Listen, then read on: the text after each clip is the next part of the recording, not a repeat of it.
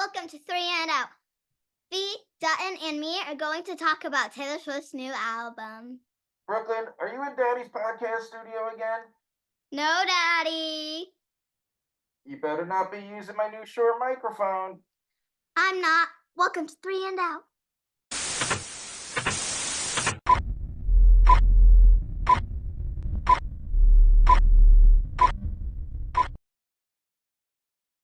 Hey, it's a very special spring edition of your favorite fantasy football podcast, 3 and Out. Dunton, why is it such a special podcast? Gonna be May. Yeah, it's going to be May. It's May 1st.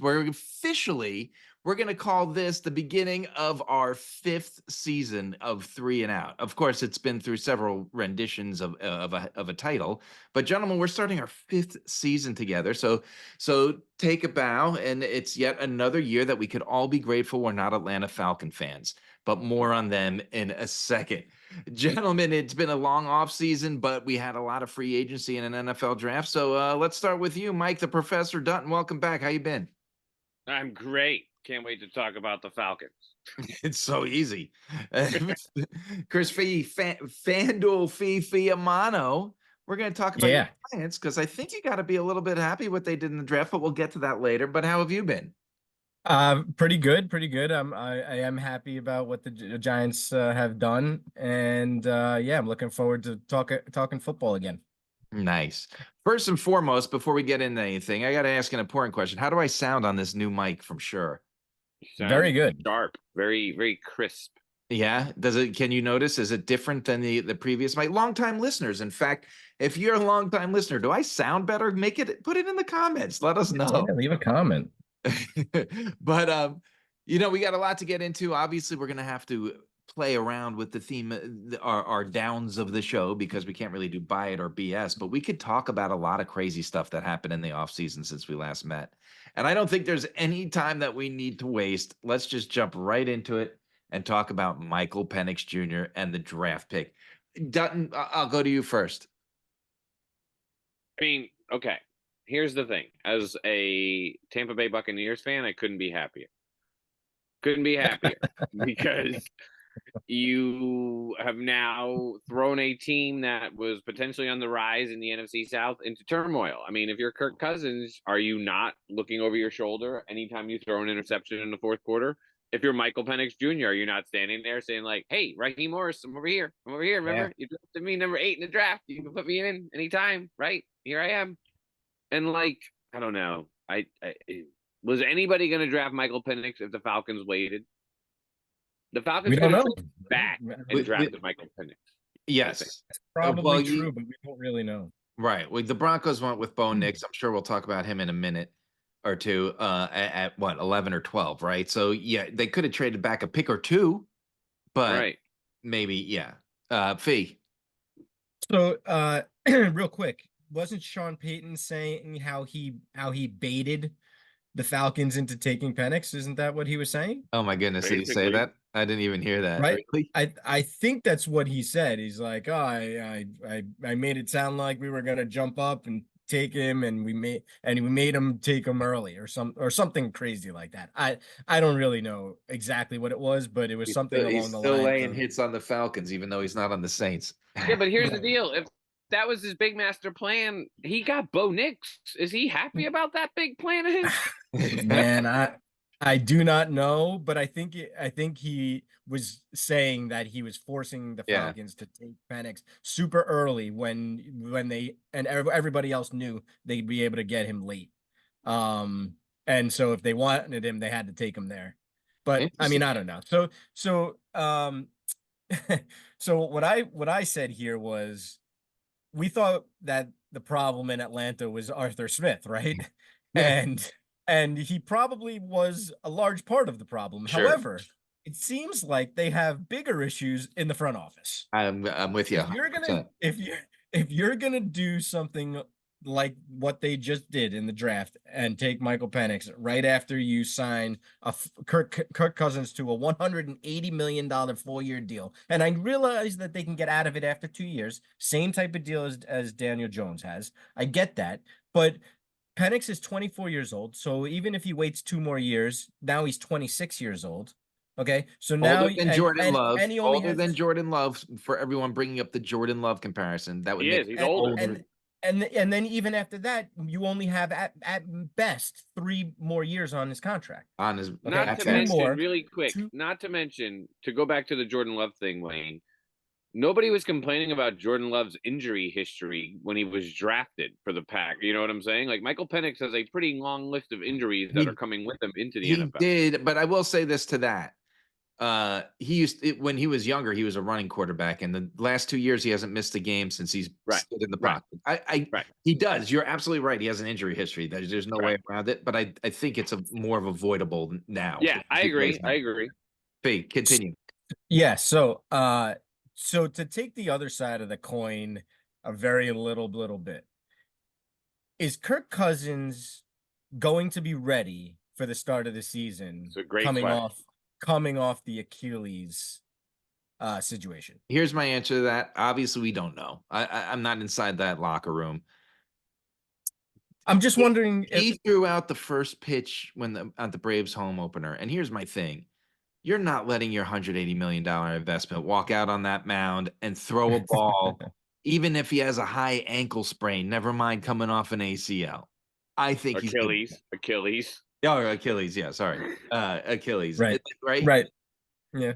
So that I mean, there's just too many little things that's not the cop out. I mean, like, here's the thing, right? Like, I commend any team for picking a quarterback when you want to take a quarterback rather than when you have to take a quarterback. I do. I think it's a great thing to do. Like, the Packers took Jordan Love because they wanted to, not because they had to. The Eagles took what's his face, Jalen Hurts, because they wanted to, not because they had to, right? And those have worked out. The Falcons didn't have to take a quarterback. They wanted to. But why? Why did you want to take a quarterback? You just signed a quarterback. Why did you want to take a quarterback? And I think the guy hasn't even played it down for your team. I think that's the big. Okay, so you'll hear comparisons about Brett Favre to Aaron Rodgers to Jordan Love. You'll even hear Alex Smith to Patrick Mahomes.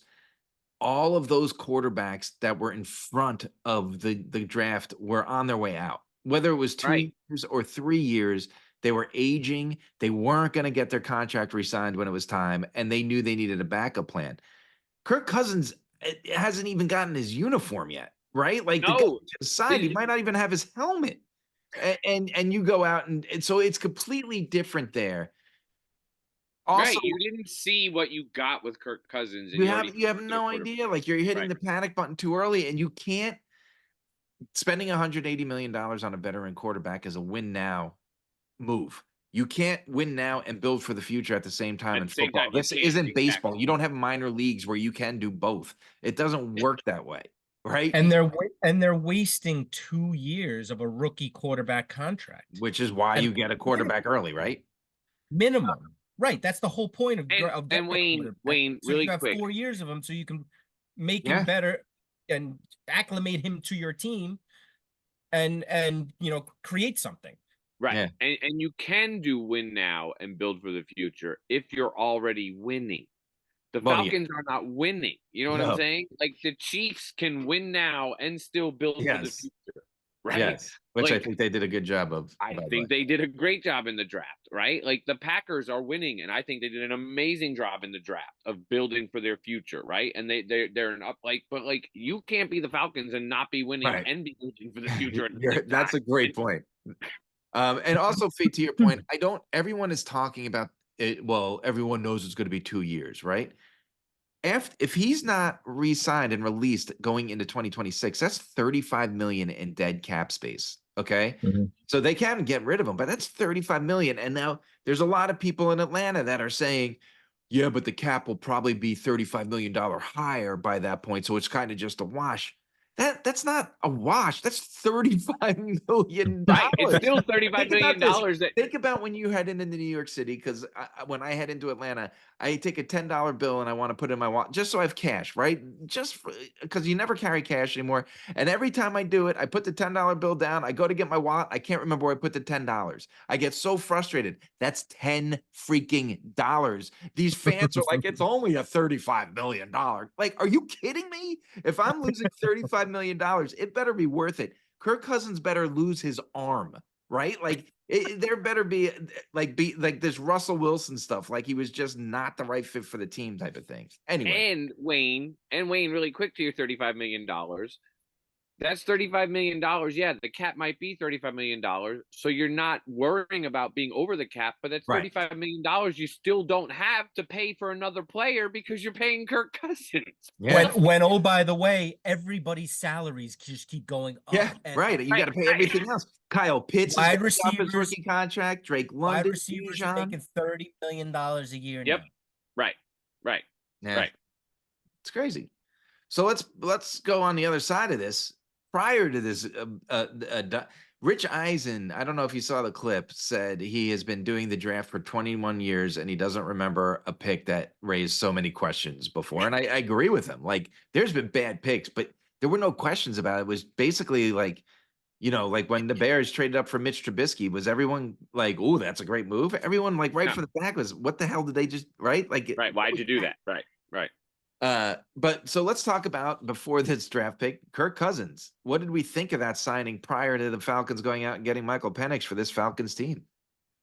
Fee, you start. Well, I liked the move that the Falcons decided to do and pick up Kirk Cousins. I think Kirk Cousins is still a very good quarterback.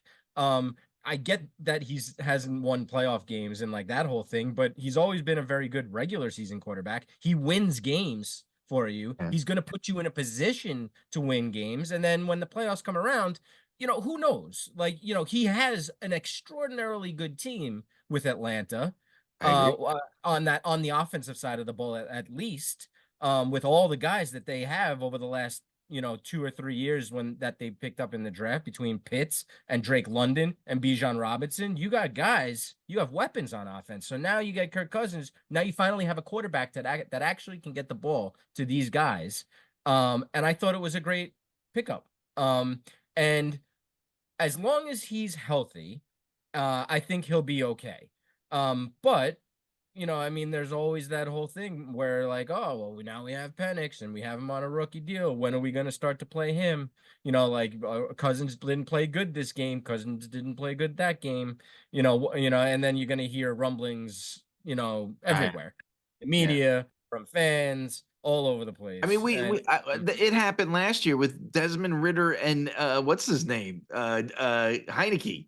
Right? Think about it on that level. People were saying, let's get this guy in there, right? Like, of course you're going to hear it. But I think Cousins should be fine as long as he's healthy and running that Atlanta offense. I think when it initially happened, it was comparable to the Jets' Aaron Rodgers last year of, we're going to plug this guy in and he's immediately going to make us a contender, not only in our division, but in our conference, right? I'm not saying they're going to win the Super Bowl, but it made the Falcons a contender. Mm-hmm. Yeah. And now, I'm not saying they're not still a contender, but I just think there's a lot of questions that we all of a sudden are asking. Maybe, like B said, maybe Kirk Cousins isn't as healthy as we think he is to start the season. I just don't think so. I know. It's just such a bizarre move to sign a quarterback and then 3 weeks later pick a quarterback with you. I agree. But I don't think, I think you're giving the Falcons front office, as Fee mentioned, too much credit.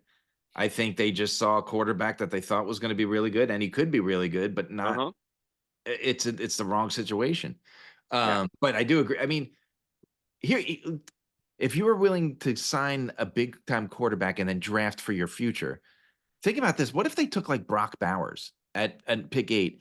Then you have like now with a quarterback and Kirk Cousins, Now you have like one of the best tight ends in football locked up on a rookie contract for like 6 years because you got 3 more years of or no 2 more years of Kyle Pitts and then Yeah, you 5 could do the of him, right? you Like could do the, other than his off the field antics, you could do the Aaron Gonzalez Gronkowski double, you know what I'm yeah, saying? Patriots 2 tight ends. Like, because you're hello. and you brought in Darnell Mooney, who's actually not that bad when he has someone that could throw a football.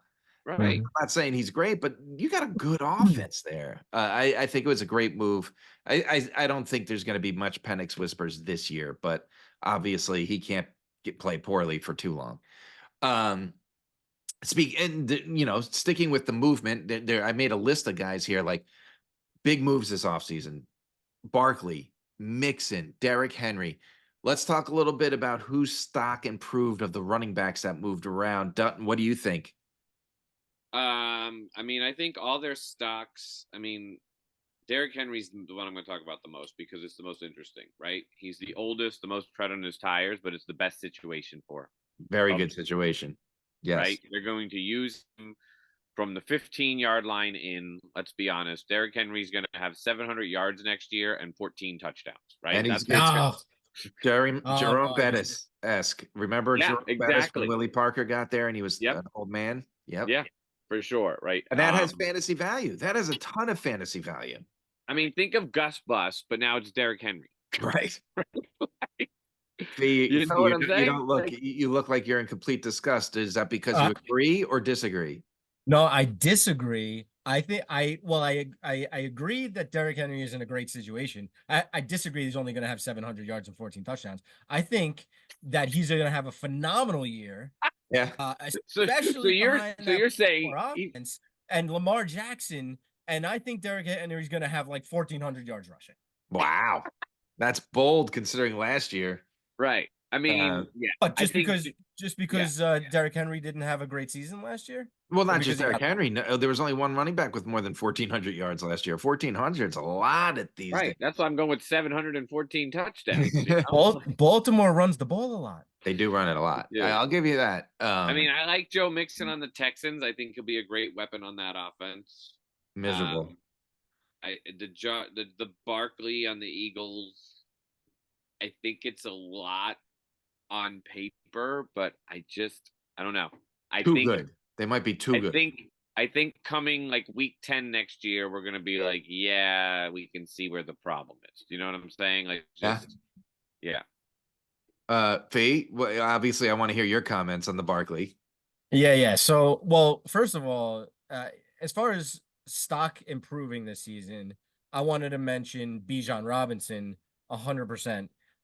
Just because now they have now you have a guy who can throw the ball down the field and throw guys open and make something happen in the passing game. It's going to open up all sorts of holes for Bijan Robinson. He was good last year. He's going to be even better this year. Yeah. That's a good and that's because of the whole Cousins situation. Yeah. I just mentioned how I feel about Derrick Henry. I think he's going to have a great year in Baltimore. They're going to run the ball a whole lot, especially with Lamar Jackson there. I think that Derrick Henry is going to get the ball an awful lot, and he's going to get a lot of open lanes to run through. I love Joe Mixon in the Houston offense. I think that's a phenomenal situation for him. And actually, I do really like Saquon as well. Not as much as the other guys, but I do still like him. But I agree that there's just a whole lot of mouths to feed on that Philly offense. So the ball is going to become a problem. The ball is going to get. What'd you say? What do you say? Who? What? AJ Brown is going to become a problem on that team next year. Yeah. What do you mean by that? Because there's going to be some plays designed for Saquon. Because I thought you meant for covering to try to keep coverage. You think he's gonna be this because he's not getting the ball? Right. Maybe. Okay. So right. I mean, there was already talk at the end of this year, right? That there was some back and forth with him in the locker room and Jalen and the other wide receiver. So what I was gonna say was I like Saquon. I just think I agree that it's gonna be tough for him to have superior fantasy production because of all the mouths to feed in Right. Philly. He's going from being the He's going to only run the ball guy. into the end zone. He's going Yeah. to steal running touchdowns. They're going to still throw the ball a lot. They still got Goddard and AJ Brown, and they just paid Devontae Smith too. Right. So they're still going to throw the ball, and so their offense is going to be very good. And I think Saquon is going to have a good year. It's just that I don't know that it's going to be phenomenal for fantasy wise. They did lose a key component of their offensive line. They sure did. I was going to ask. I mean, do you think they lost a Kelsey? Key, yeah, I mean, they lost their center. It's a pretty big But deal. just Kelsey, right? Yeah. Yeah. It's not just Kelsey. One other guy that I think, I mean, he's not changing locations, but I think his stock might be on the rise based on the draft. Najee Harris. The Steelers went offensive line crazy in the draft. And I think they're going to go back to beating the Steelers. We're going to run the ball, and Russell Wilson is going to throw when he's supposed to throw, not be crazy riding a horse in Broncos. But he's the starting running back, and Arthur Smith's there now, so he's got to worry about whoever the backup running back is taking all the touches. Valid point. All right. Three running backs that haven't gotten as much talk about as those three. Josh Jacobs now with the Packers, Aaron Jones now with the Vikings, and Tony Pollard now with the Titans. And then one that happened, it was either today or yesterday. I have to add to the mix because Dallas has a new number one running back. Yeah. I mean, Zeke. number one. Zeke Elliott is the number one running back in Dallas. So what do we think about these four? Remember, the reason I'm so focused on the running backs is there was a lot of changes, and even Austin Eckler's a commander now. And last year in our last show, we talked about how the running back position was falling apart, right? So do all of these moves kind of change things up in these people in new offenses? So I think it's worthy of the discussion and why I'm digging. I think of those that you mentioned, I think the Jacobs in Green Bay is an amazing fit for an offense. Do? I'm worried. I'm I interested in do. that one. I think it's going to be perfect. I think because his ability to catch the ball out of the backfield, I think exactly what they need. And then they went and they drafted a running back in the draft, the Packers, who's going to be solid. Yeah. I think that's part of the problem for Josh Jacobs, by the way. Yeah. What? Well, and they have AJ Dillon still too, right? Do they still have AJ Dillon? Yeah. Yes, they do. I mean, now you have a three-headed backfield in Green Bay. I don't know. I feel like that's tough for fantasy. I like Aaron Jones in Minnesota because of the rookie quarterback. I like Aaron Jones wherever. I still think Aaron Jones has plenty of football left. I liked him wherever, to be honest with you. I don't like Tony Pollard in Tennessee. I don't know. If he couldn't do well in Dallas, I don't see him doing well in Tennessee. You know what I'm saying? And Ezekiel Elliott, I mean, he's the number one. He's the number one because do they have any other running backs? I mean, have that's the Rico Dowdle. Rico Dowdle. Yeah, right. I mean, I don't know. So of those, I would be Aaron Jones, Josh Jacobs, and then have fun with the other two. Okay. I'd agree with that. I'm gonna throw out someone else that I think kind of got a boost this offseason that didn't switch teams that you were kind of touched on with Bijan and stuff. I think Breece Hall gets a little bump up this year. A, you got Aaron Rodgers back. B, they signed Tyron Smith from the Cowboys, who's an absolute monster, right? And they drafted him out. And they drafted the O right.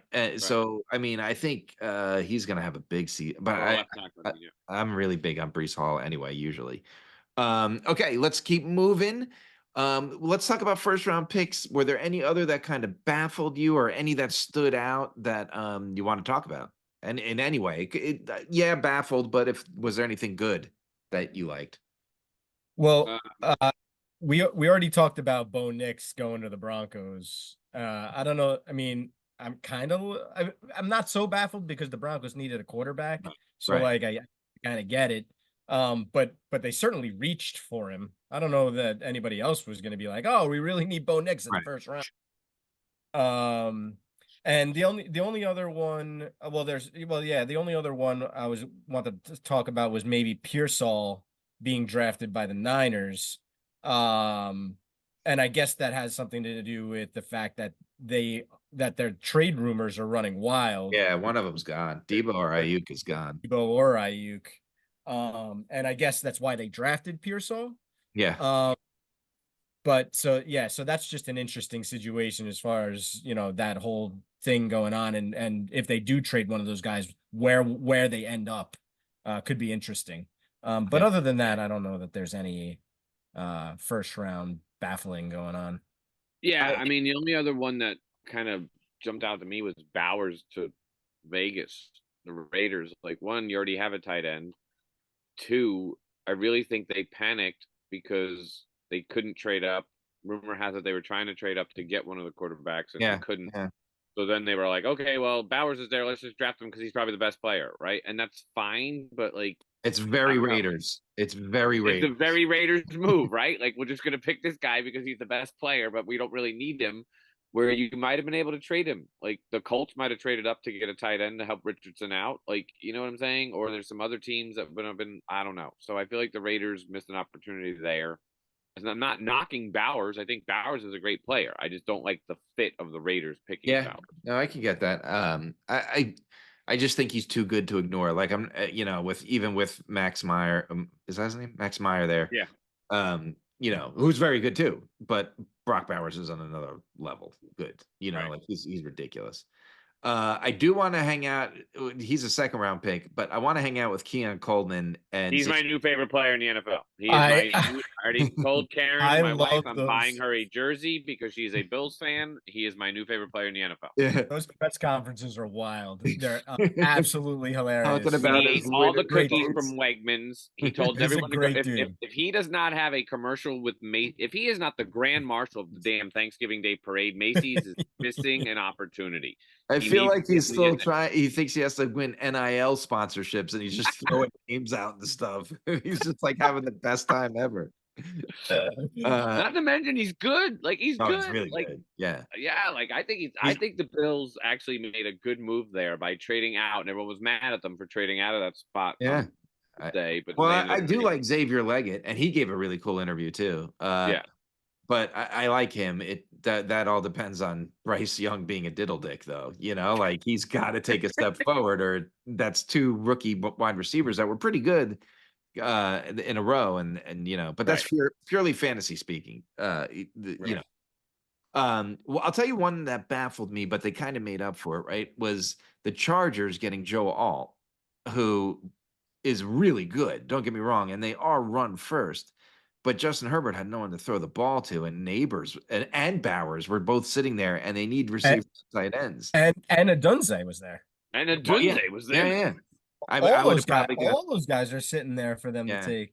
And they bailed themselves out with Vlad McConkey, who's good, but I just don't think he's on the Neighbors or any of the guys. He's not that number one guy, right? Right. He's a good complementary player. Well, he's going to be number one there. Right. He could be number one with Zeke Elliott as the number one running back. But you also can't really fault the Chargers for taking Alt because their game plan is run, and he is very good. But it was just kind of weird to me. And then, I'm going to say this about Bo Nix. Who's their running back? Who's they? Chargers. They signed J.K. Dobbins. I don't know if he's expected to be the lead. Good Lord. That's they're going to run the ball, and that's their running back? Let's look real quick. Chargers depth chart. Oh. That's what the computer's for, boys. Right. You got it. You're on it. Running back. We got. That feels. J.K. Dobbins. Oh, they got Gus Bus. And all the, Isaiah Spiller. So they just grab all the Baltimore running back. What did Harbaugh do? Say, hey, you guys used to play for my brother. Come play for me. That's exactly what it was. It had to be. Or maybe John is just like, hey, I'm just going to ship you a bunch of guys. Just take them from me. They'll sign cheap. Brother and discount.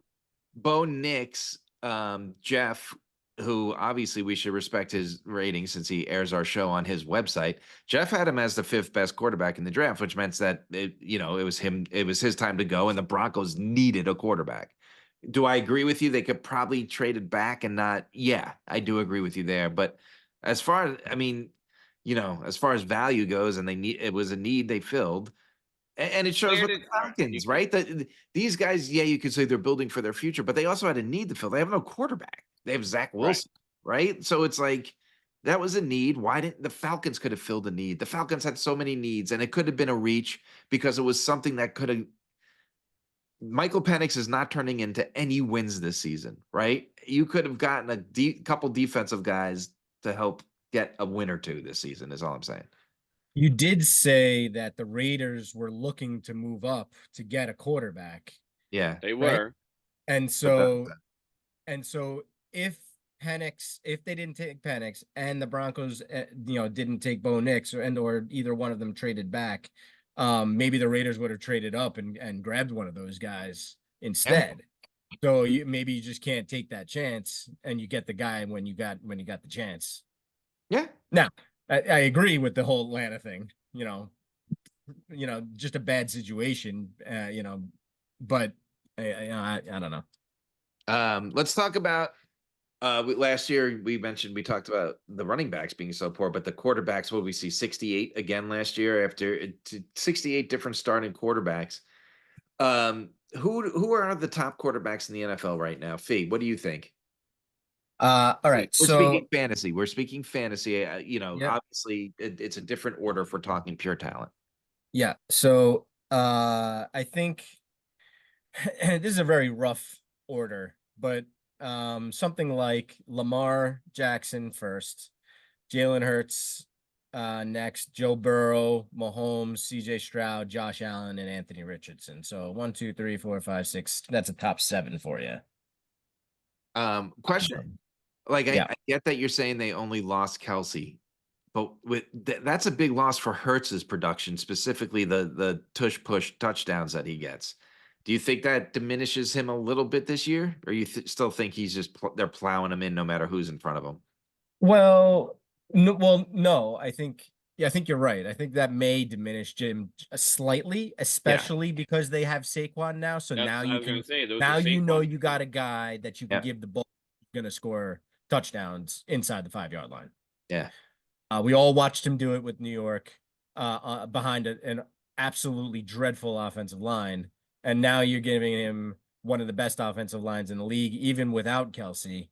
I think that they can kind of pull the reins back on Hurts just a little bit. And so maybe that hurts his rushing yardage and touchdowns as well a little bit. So maybe that move drops him down a little bit. Actually, and now that I think about it, I don't know why I have Mahomes so low. He should probably be second. Should be like Lamar, then Mahomes, then maybe Hurts, then Burrow. Yeah. It's Dutton, I see your note. You want to elaborate on it? Yeah, I mean, I like Fee's list. I would add Jordan Love to the list. I mean, we saw what Jordan Love's capable of the last 7 games and the I mean, he threw playoffs. for what, 4,000 yards and 34 touchdowns, right? That's a And I good mean, I season. think that offense is just going to Great get better. season. Those wide receivers that were young are now going to have a year under their belt, and I think they're going to improve. I think the addition of Josh Jacobs helps that offense. I think Jordan Love is primed to be 30 plus touchdowns, 4,000 to 4,500 yards. He's going to be a top 10 fantasy guy for you next year. So that's 8 quarterbacks. It's funny that we couldn't reel off 10 that quickly. That says everything you need. We have now. Justin Herbert, right? But he's not on the list because we don't know who he's throwing it to. Right. I mean, he's Yeah. talent wise. That's what I said. Purely fantasy, right? Because talent wise, Justin Herbert's like number 2 or 3. Right. What about all the rookies? I'm going to be honest with you. I feel like I know I'm in the minority, but I feel like they're trying to make this the class of '83. And I think we're like more of the Mariota, Jameis Winston class. But would you draft any of these rookies in fantasy to start this year? Dutton, you give us to get started. All I see is Dutton's head right now. Did you see that? Yeah, It's just I would draft Caleb Williams as a quarterback to start when my starting quarterback had a bye. Okay. Based on matchups, I think Caleb Williams. So your number 1 backup, you're comfortable with him as your number 1 fantasy? I think I am. The Adunze pick really bolstered his fantasy value in my book. I think that helps him tremendously. And then for you, Fee? I also agree with Dunton with Caleb Williams. I wanted to be a little different here. And I kind of like Jaden Daniels. I like his situation in Washington. He also has a whole bunch of weapons to work with there, and he runs the ball way more than Caleb Williams does. And so for fantasy, that's going to get you a whole lot more points. I suspect Jaden Daniels is going to run the ball for 40 to 50 yards per game, in addition to whatever he does throwing the ball. And, let's not forget, he has weapons. He's got Austin Eckler. He's got Terry McLaurin. We all know how I feel about Terry McLaurin. He's still got Jahan Dotson, who's a really good receiver. So he's got weapons on offense. And I mean, I don't know what Washington's defense is going to look like after they dumped all those guys last year, but if they're going to be down in games, Jaden Daniels is going to have to do something on offense to bring them back and do something, even if it's garbage time. So I see him, very fantasy point worthy. Lamar-esque. I think is the word that you're looking for, or words that you're looking for, a lot of fantasy goodness, Fanduel Fee? Potentially. He could have some what is it? Fantasy goodness. I would 100% draft Caleb Williams purely because of what he has around him, right? But I don't know that I'm confident starting him very quickly or at all. But DJ Moore, Keenan Allen, just as the vet, and Swift. Wait, yeah, they Montgomery brought in Swift. There's just too much time, and Cole Kmet's still there. And we talked about the rookie they drafted. So there's just he's got to be like Peyton Manning rookie year, right? Peyton Manning's rookie year was his worst year by far, but he's still fantasy wise. He had 30 touchdowns and 30 interceptions, right? But fantasy wise, you got points every week. I think Caleb Williams is going to be like that. But I'm not 100% sold on making that commitment right here today on May 1st. And here's the one thing I will say about Caleb Williams really quick. If you watched any of his games last year, and I watched a few of them, and then they've talked about this as well, the only game that he really, really, really struggled in was the game against Notre Dame, which is worrisome if you are a Chicago Bears fan, because Notre Dame runs the most similar to a pro-style defense that Caleb Williams will see in the NFL. So, but that doesn't mean that that's going to happen all the time. It could have just been the night or whatever. So, but like you said, Wayne, I would be happy with a Peyton Manning type rookie year as a fantasy owner of Caleb Williams. Yeah. Which obviously we know all the fantasy wide receivers in this draft are really good. All right. Let's not kid ourselves. Who would you draft? I guess which ones would you go after? The order you would go after them preference wise in fantasy, because obviously you're starting any of the big 3 or 4 or 5, even maybe 6 of them are startable, just because of their situations, down to Ladd McConkey if you're in a 3 wide receiver league. So which ones are you targeting? Do you really like? I'm telling you right now, I already had a dynasty draft. I took Brock Bowers second. I already went after that. That's the guy I wanted, and I would have taken him pretty much over anyone but Marvin Harrison. Even Neighbors, I would have taken him over. I did. Fee, for you. Well, Marvin Harrison's the obvious number 1 choice. But I totally would be happy taking Malik Neighbors. I would not necessarily be so happy taking Rome Odunze, only because of his situation. I agree. Too many guys, too many mouths. Rookie quarterback. I understand he should probably be good, but you got guys that are sitting in front of him that are going to be taking up a lot of snaps. He's not going to be, out there 78, 50, 60 snaps a game. Maybe he'll get half of that. Not to mention you still got guys running the ball like DeAndre Swift, and you still got Cole Kmet out there. Yeah. So it's tough for me to kind of get on board with the Odunze situation for fantasy. I agree. I do like Neighbors. And who else? I don't like Pearsall unless one of those guys gets traded in San Francisco. Yeah. Leggett on Carolina as a gamble because of that situation. Yeah, I can't get on board with that. I do like Leggett. I think he'll have a good career. Too. But it's Carolina. I don't know. I'm with you. That's kind of a tough. I would stash Ladd McConkey just because of there is no targets there. Yeah. I see you talk about. I'll let you talk about the one guy that I think landed in a good spot. Keon Coleman. I mean, who's Josh Allen going to throw the ball to? Yeah. Yep. Right? I mean, there's a whole reason the Bills picked Keon Coleman. There's a reason that the Bills traded out of the first round to get into the second round because they knew that's the guy they wanted. They didn't want to pay him first round money. We're going to pay him second round money, but we'll pay him at the beginning of the second round. I'm telling you, he is going to have. I could see him having 1,000 yards, 9 touchdowns this coming season. I think you're right. I mean, like, for all the fun that I give and make fun to Josh Allen, he does make fantasy. Right. He makes fantasy elite receiver.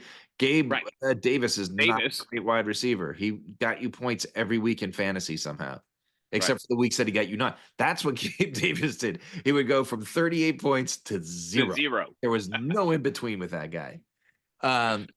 One last question I didn't put on here, and I was looking at Tyler Boyd and Michael Gallup are still unsigned, I believe, unless they got signed while we were prepping for the show this evening. You see any good landing spots for either of them? I mean, one of them's got to wind up in Los Angeles, right? I was just gonna say the Chargers. Yeah, they have to. But I don't even know that. Yeah, I guess it would be good. What I see with like Tyler Boyd and Michael Gallup these are guys that are like kind of TJ Houshmandzadeh that really excelled in good, strong offenses with other players. And they're going to go somewhere and not be as good without Chad Ochocinco opposite them. Anyway, go Fee. I got a good landing spot. Unless I'm not really thinking about it properly here. But what about the Raiders? Who's their number 2? Oh, they got Jacoby Myers and Davante Adams.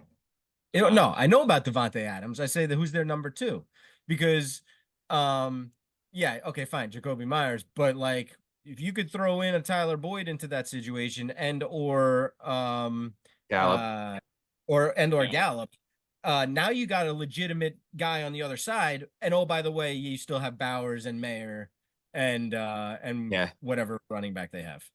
Yeah, I can't read right now. Isn't it Samir White right now? Oh yeah, right. That's right, Zamir White. Yeah, he's their number 1 guy now. Right. Yeah. So that could be a good situation for them also behind Devon. I could see that. Yeah. Let's go on to some of the. Normally, this would be our locks of the week. So I thought we'd talk about kind of teams that won the postseason. There are teams that we just really like what they did, and I'm gonna kick things off because the Texans, baby, they made the playoffs out of nowhere last year, and unless an injury whirlwind happens, it looks like they'll at least make the playoffs again. I mean, you guys, I'm on board with that. I don't disagree. I just think it's great because for our listeners out there, Wayne was very down on the Texans offseason for the first bit of the Texans offseason. Mixon, yeah. They signed Joe Mixon. He hates Joe Mixon. He wasn't happy about Joe Mixon. Boy, let me tell you, that Texans draft, I've never seen the Texans' blood pump harder through somebody's veins. When they got Danielle Hunter is when I was back and I was happy. Yeah. Then the Stephon Diggs thing. I mean, come on. Yeah. The Texans won the offseason. I agree. Like, there's no reason to think that they didn't. But I think it's hard to say that a team that lost Saquon Barkley won the offseason. But I think both of your teams, Dutton, I think the Bucs won. I'll get your opinion on that before I answer why. And Fee, we touched on it earlier. We'll talk to you about it in a second. But the Giants draft kind of was pretty darn good. I mean, so Dutton, do you think the Bucs were winners this offseason? I think the Bucs were. I would give them a solid B+ for their offseason, in the fact that they signed Baker. We needed a quarterback. They didn't sign him for too much money. They got Baker for what I think they should be paying Baker for. Fee's favorite player. The biggest thing is they re-signed Mike Evans. He will retire a buck and needs to, and he will be going down as probably the greatest offensive weapon the Bucs have ever had. And I mean, they're starting to try. I think the big thing is their offensive line, right? They tried in the draft, and we'll see what happens.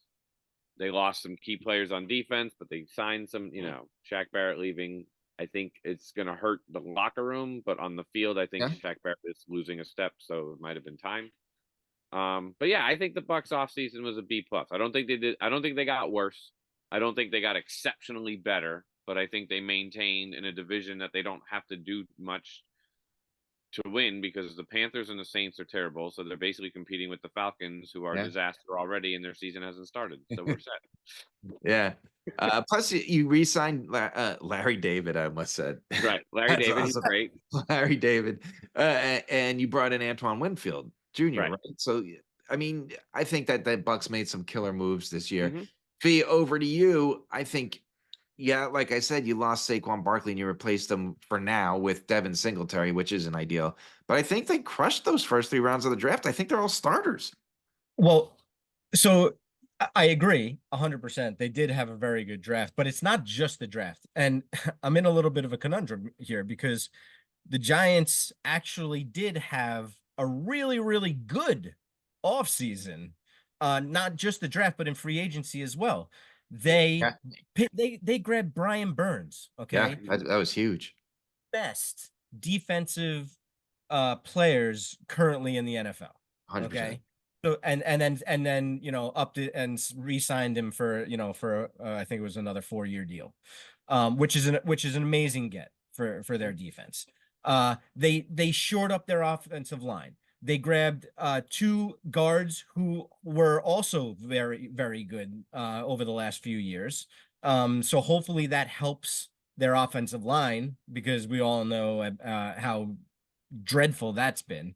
Yeah. So hopefully that fixes that situation. And then yes, they lost Saquon, but they grabbed Devin Singletary, obviously a downgraded, in that situation, but they did do great things in the draft. Well, good things anyway. Grabbing Malik Neighbors, who's going to be an obvious number 1 receiver and playmaker for you.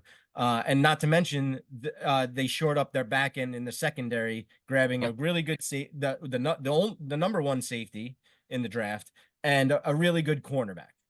Yeah. So they did do some really good things. I am very happy with their offseason, but I don't know that it's enough.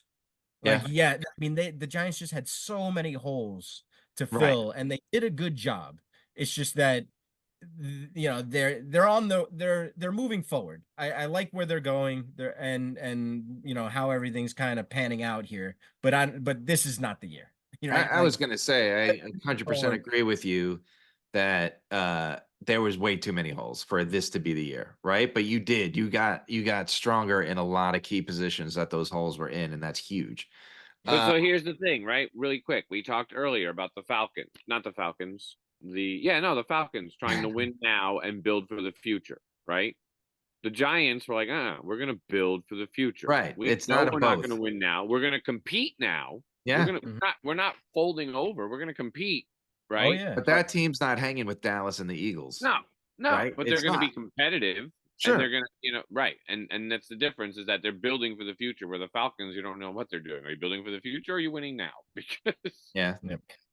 I think the Chiefs won in a big way. Hollywood Brown's a nice pickup for Patrick Mahomes. But I think it was kind of bringing some of those people, right? They got Chris Jones back. They got Snead back, like getting their own Kelsey guys today. on defense. And they did all right in the draft. I think they had some nice picks in the draft. I think they were one of the winners. Dutton, who do you think another winner was? I said it before. I think the Packers. I think the Packers draft was solid. They filled. I mean, they literally built. Fiamano's talked about it. They went defensive line, then they went like middle linebacker, then they went offensive line. I mean, they just were like building around a core. Oh, by the way, we'll throw in this running back to spell Josh Jacobs. Like I think the Steelers had a great draft. I think the Steelers were like, we know it wins in Pittsburgh. We know. I mean, their fans are pumped. I've never seen a fan base so excited about 3 offensive linemen being picked. Yeah. They were pumped. Yeah. So, I mean, you got a center, that it's always big if you can get a center that becomes a starter. But then you think about it. Like, look at the teams I'm saying, the Packers, the Steelers. Are we surprised that they did well in the draft? Right. No, because those are the teams that are consistently good. So I mean, Roman Wilson could be a good fit there too, because me on Van Jefferson. I don't think he's terrible, but I don't think he's a real number 2, and they're picking up that. Yeah, the Steelers had a good draft. You're right. And I mean, they have Russell Wilson and Justin Fields, who Right. could end up being really good if he's in the right situation. And why Which- not put him with Mike Tomlin, Uh, who, is there a better coach to protect a quarterback than Mike Tomlin? Right. I totally wanted to mention that, and I know Russell Wilson is probably the starter there, but everyone's forgetting about Justin Fields. He Yeah. wasn't terrible. He Mm-mm. wasn't just really, really bad and like, oh, we got to get rid of him. We made such a big mistake. No, they wanted to reset that whole, Yeah.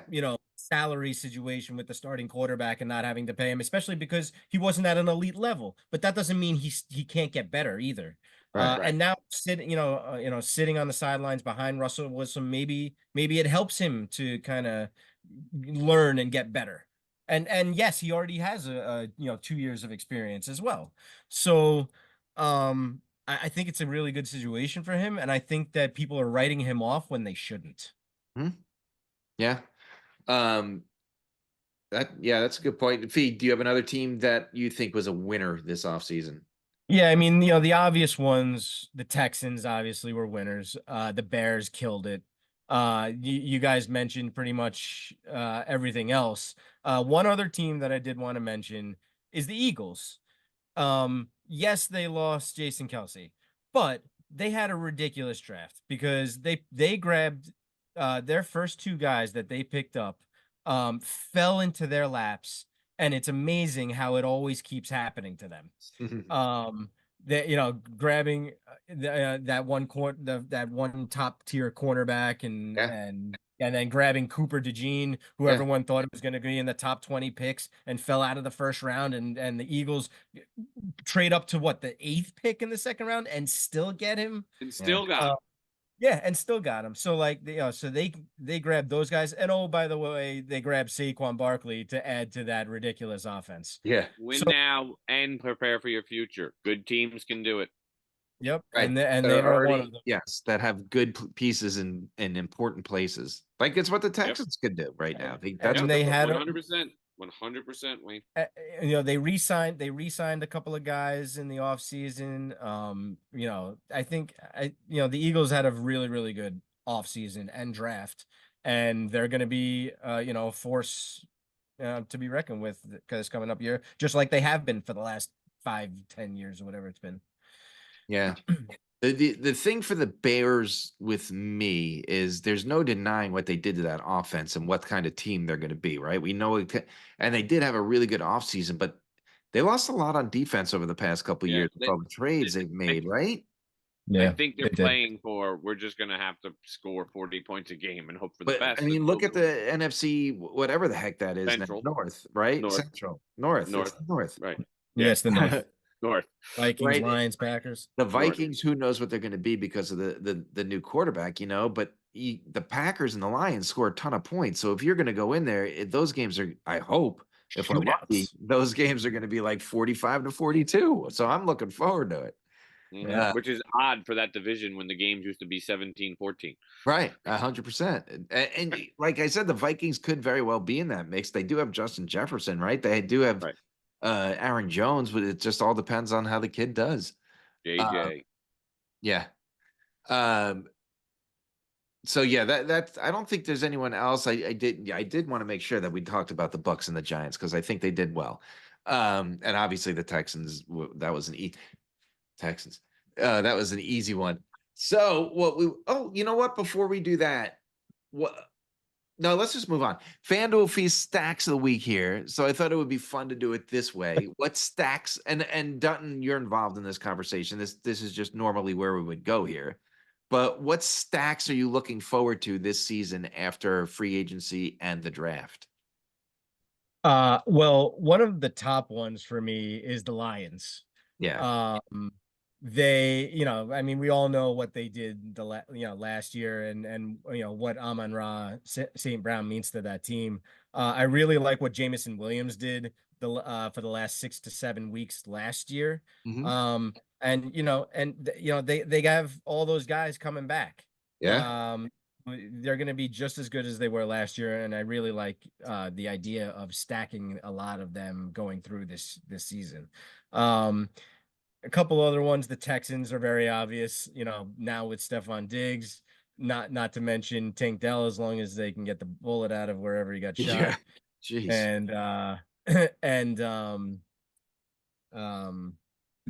what's his name?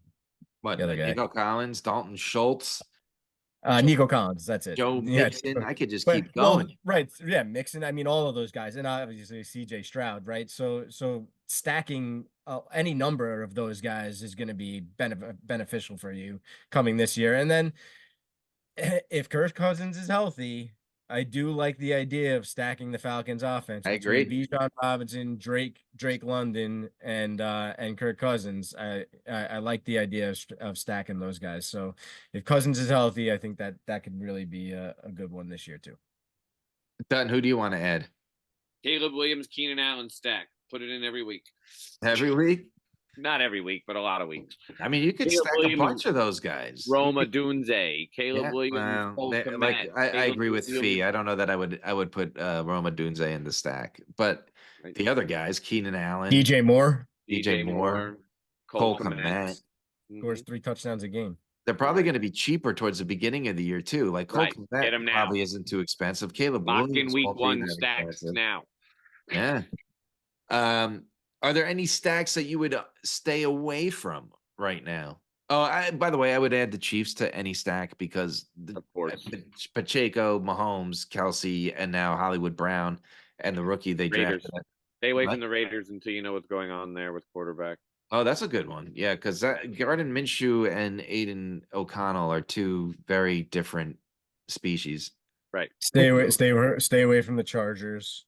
I know you put here the Cowboys. I'm not so sure I'd agree with that. I don't know. What's the running game going to look like? Do they have any running game whatsoever? I don't know, but I mean, Dak to CeeDee Lamb, sure. Yeah. But like it's gonna be I don't know, like it's not gonna be every week. So like you gotta pick and choose your spots, like and how are you supposed to know when it's gonna be great and when it's gonna be just okay? Yeah. No, I do. I have the Cowboys as a stack you want nothing to do with. Like that's that's the nothing you want to do. yeah, Okay. for that exact reason. I agree with you. Right. Yeah, no, I 100% agree. And I had Dak and CD last year in one league, and for as good as CD Lamb was, Dak didn't always match those fantasy points. If you know what I mean, like yeah, CD Lamb having 200 yards and 2 touchdowns is not the same as Dak having 230 yards, 2 touchdowns and 3 interceptions. So something else I wanted to mention, there's 2 teams that we have not talked about at all this entire episode. And I don't know if this is stacks or what, or where you want to throw them in, but there's 2 teams we haven't talked about. One is the Cincinnati Bengals. Yeah. And Joe Burrow and Jamar Chase. Yeah. I know Burrow is going to be coming back healthy. Yeah. We hope. Joe Burrow is an elite quarterback. No doubt. If he's healthy, 100%. So people are forgetting all about Cincinnati, and they're going to be good. They've been good for several years. So there's no reason to think that they're going to take a step back. Burrow's healthy, he's going to come back just as good as he's been the last couple of years. So that's number one. And the other team that we haven't spoken about at all is the Arizona Cardinals. Yeah, that's an interesting one. Now you have Kyler Murray throwing to Marvin Harrison, and a halfway decent running game between James Conner and the other guy that they drafted. Trey Benson. And don't forget, Trey McBride was huge at the end of the year. Oh yeah, and Trey McBride, who's the number 1 tight end. Yeah. Well, no, maybe Travis Kelce is number 1. So maybe number 2 tight end. Yeah, for the last like 6 or 7 weeks, he was right up there. So they're gonna have some. But interesting... you're putting a lot of eggs in the Kyler Murray basket there. It's valid, but you remember that? What was it? 2 years ago, before he got solid, hurt, man, he was going to be MVP that year. Yeah. Yeah. When he has weapons, he can. That was when he had Hollywood Brown and DeAndre Hopkins and Zach Ertz. Like when he has weapons, he could play. Mm-hmm. Again, we're talking fantasy over reality. Who cares what it looks like, right? It may not be the most orthodox way, but that's all that matters are the points on the page at the end of the day. And then I mentioned we already touched on it. I was going to say, where did the Giants fit into a stacks conversation? But I think just with Daniel Jones, unfortunately, first of all, what's up with Darren Waller? Is the guy retiring or not?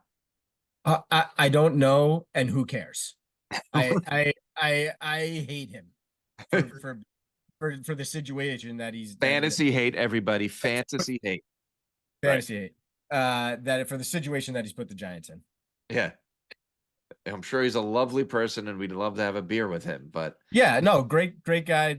He turned his whole life around and everything else, and that's fantastic. But don't like what he's doing currently. So like the Browns are obviously a crap show. We stay away from them. One team I think that's interesting that we didn't mention is a team that we've talked a lot about of receivers. What about the Jacksonville Jaguars? We've talked about their players a lot over the last few years. What do we think? Is this where are we on Trevor Lawrence? First of all, where are we at on that? I think we don't know because we get all hyped up for Trevor Lawrence, and then we see seasons like last year where we're like, huh, okay. Right. Yeah, and Gabe Davis, Christian Kirk, and the rookie guy Brian Thomas. Brian Thomas. Yeah. Right. That's an interesting receiving core. Evan Ingram has proven to be pretty darn good. Yeah, they Travis just Etienne. Zay Jones. Right. I mean, there's weapons, but and they still have how do we Etienne. get more? Yeah.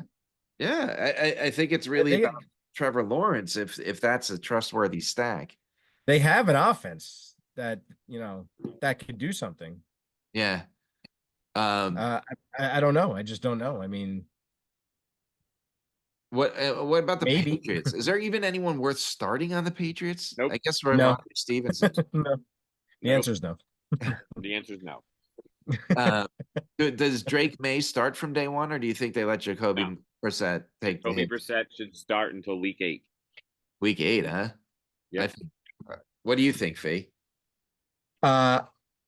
Yeah, I think that Drake May should probably sit for a little while. But they may find that they're going to start him sooner rather than later, depending on how poorly Jacoby Brissett plays, or how their team is doing.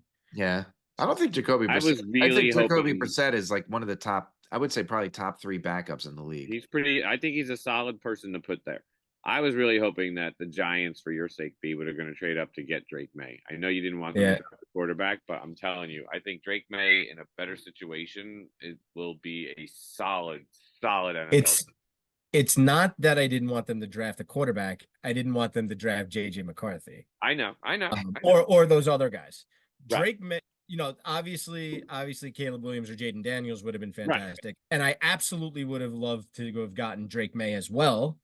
But none of those teams were trading out, and there was just no opportunity to do it. I just worry about Drake May's situation in New England because there's just nothing there. No, that's the problem. Yeah, the cupboards. I mean, literally, it's like Drake May. It's like you're moving into a brand new house, and you're the head coach of the New England Patriots. You open up the cupboards. You're like, okay, Drake, I'm putting you in first, and here we go.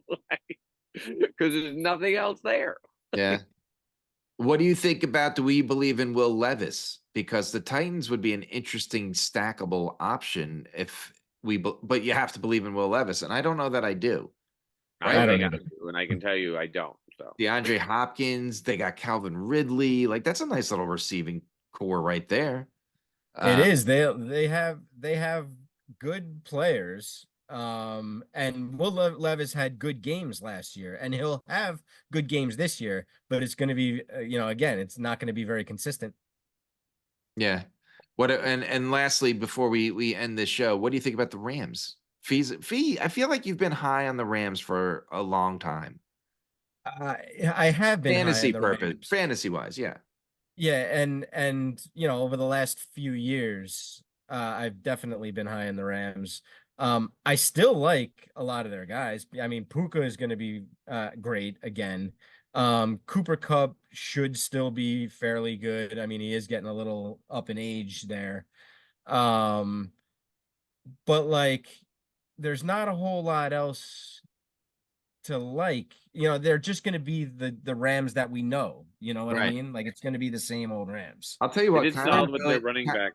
The running back they drafted out of Michigan. It's a solid pick. Yeah. But Kyron Williams was a beast. Remember that 6-game stretch that Kyron Williams was just like unstoppable?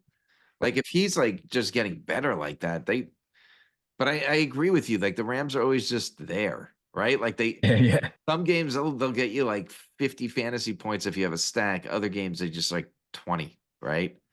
All right. I think that was a lot of stuff we just covered. I don't know if you realize that. We went through a lot of stuff. Obviously, we're not going to have any starts and sits this week because we don't even know full teams and rosters yet. But you know what? That was fun. It was fun getting back together with you guys and just talking fantasy football crap for an hour. Yeah. Yeah. Once a month until football's back. But thanks for joining us. I hope you enjoyed this special episode, and we'll see you soon.